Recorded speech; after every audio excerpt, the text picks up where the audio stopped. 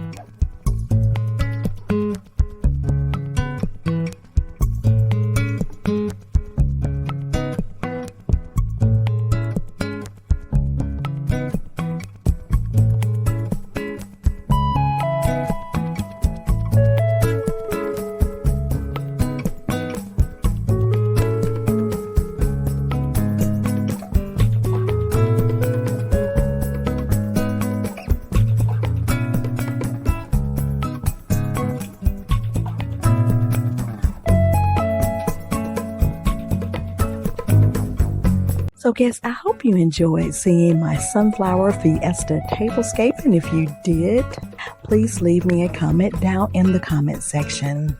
If this is your first time visiting, welcome, and I hope you'll consider becoming a guest of the Rodgers House. If you are a returning visitor, thank you so much for all your love and support. I truly do appreciate it. Please like, share, comment, subscribe, and hit the notification bell so you'll know when I've uploaded more videos. And I want to thank you all for visiting the Rodgers House.